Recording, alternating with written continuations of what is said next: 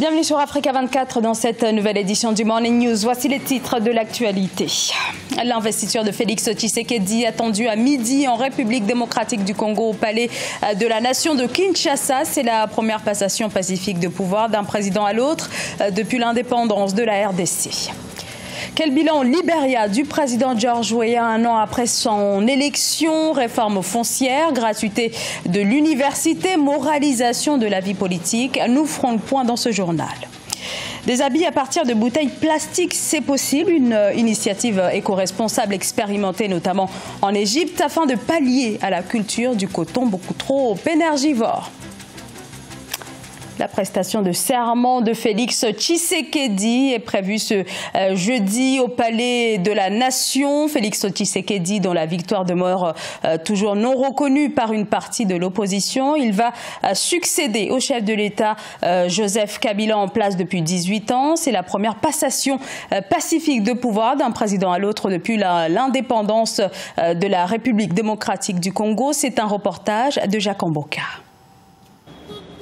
En République démocratique du Congo, le nouveau président prêtera serment ce jeudi 24 janvier 2019. Par cet événement, Félix Antoine Tshilombo Tshisekedi est en train de tenir une promesse faite après son élection à la tête de l'UDPS, celle de conduire l'Union pour la démocratie et le progrès social au règne du pouvoir.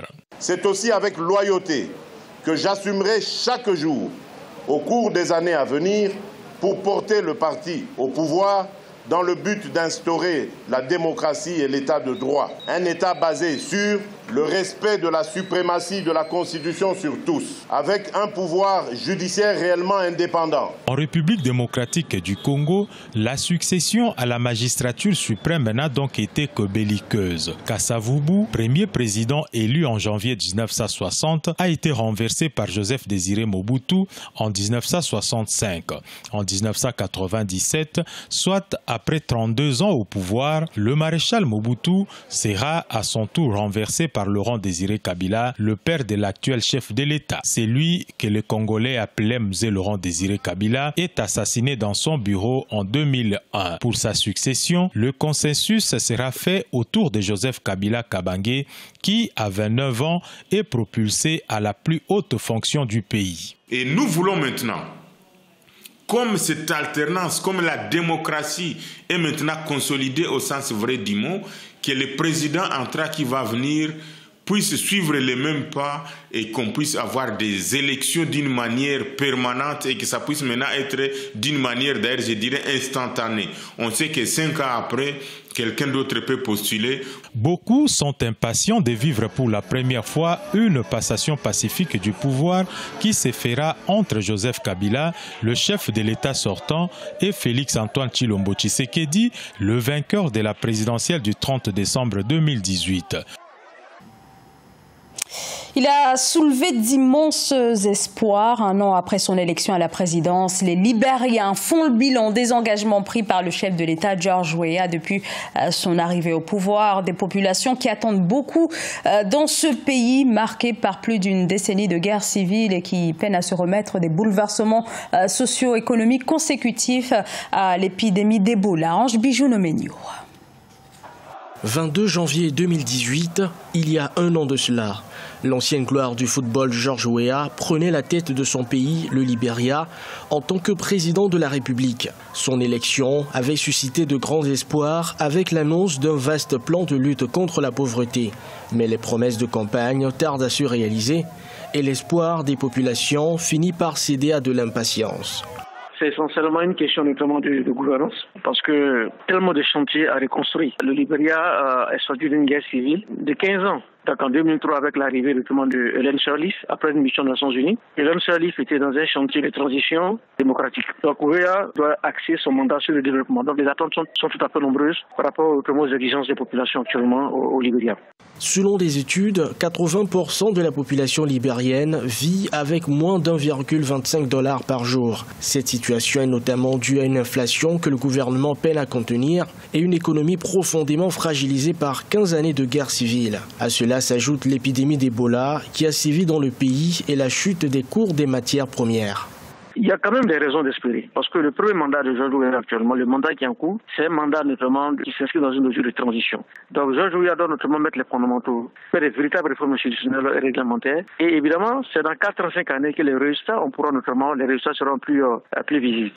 Grâce à son programme de développement, l'État libérien a pu mener certaines réformes comme la suppression des frais de scolarité au premier cycle. Mais le problème d'infrastructure demeure. Pour Georges Weah et son gouvernement, les défis restent encore de taille. Direction l'Égypte où la culture du coton étant fortement énergivore, certains entrepreneurs s'organisent pour confectionner des vêtements éco-responsables à partir de bouteilles plastiques. Corinne Camden. Réputé dans le monde entier grâce à ses très longues fibres, le coton égyptien a été au XIXe siècle la principale source de richesse du pays.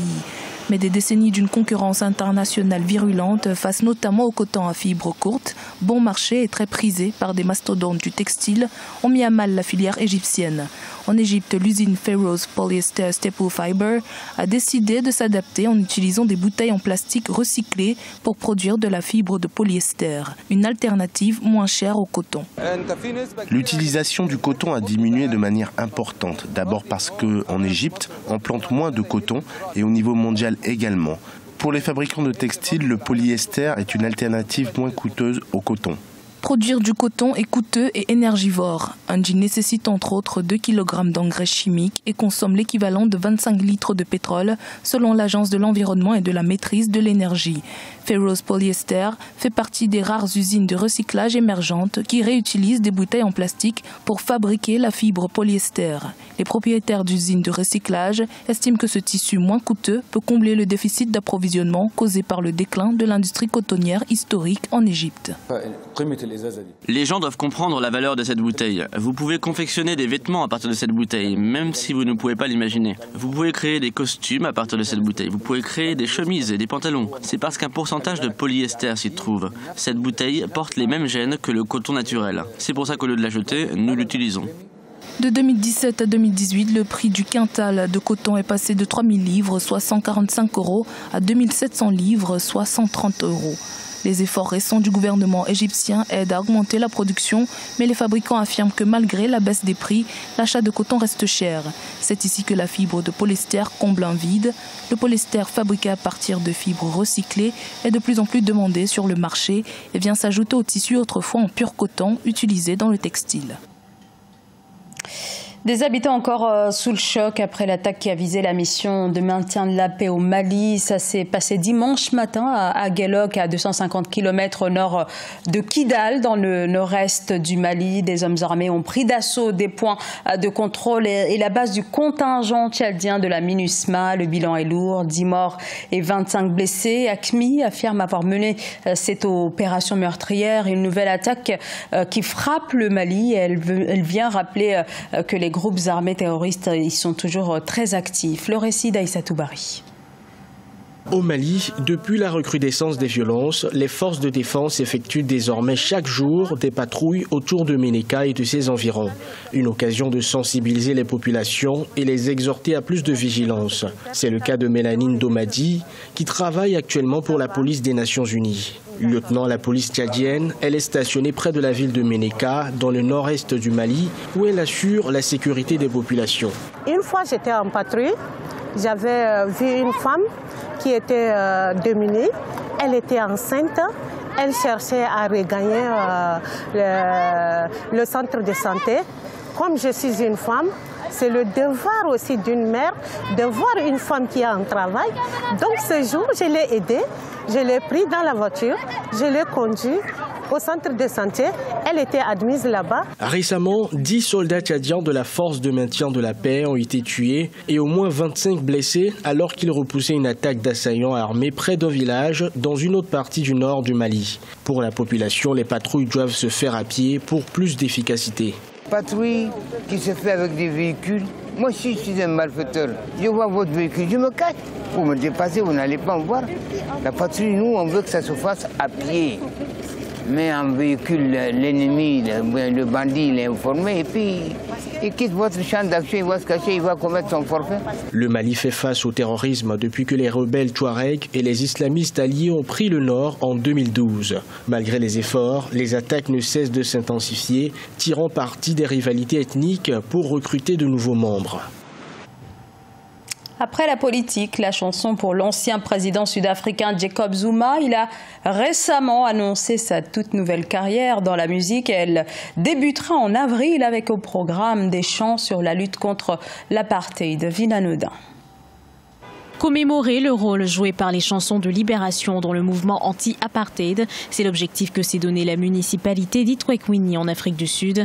Pour y parvenir, elle a financé un album de chansons de protestation interprété par l'ancien président sud-africain Jacob Zuma, un contrat d'enregistrement qui suscite la controverse. Cela pourrait être un meilleur choix de carrière pour lui, donc je pourrais acheter son album. Avec l'argent qu'il se fera, il ne pourra pas le donner à ses épouses, mais remboursera l'argent des contribuables. Si le projet a suscité des réactions mitigées de la part des citoyens et a scandalisé le parti de l'opposition, l'Alliance démocratique, qui y voit un gaspillage de fonds publics, pour les autorités locales, il s'agit de faire la promotion de la culture et du patrimoine. Il y a environ 80 ans, 90 ans de toute l'histoire de la lutte de libération que nous avons perdue parce que ces chansons n'ont jamais été conservées. Alors ces 3 dernières années, nous avons essayé d'engager de nouveaux musiciens pour les faire revivre. Nous avons ensuite découvert qu'ils ne pouvaient pas être dans le personnage parce qu'ils ne comprenaient pas l'atmosphère qui régnait à ce moment-là. Ils ne comprenaient pas l'arrière-plan. Pour eux, il s'agissait simplement de chanter alors que pour nous, nous voulions aussi capter l'atmosphère. Pour rappel, au cours de la lutte contre le régime de la minorité blanche en Afrique du Sud, les chansons ont joué un rôle vital en mobilisant le soutien populaire et en boostant le moral des manifestants. Pour les autorités locales, cet album fait partie des mesures de préservation du patrimoine culturel du pays. Ce journal a été réalisé par l'ensemble de la rédaction. Merci de votre fidélité. Dans un instant, une nouvelle édition de l'actualité sur Africa 24.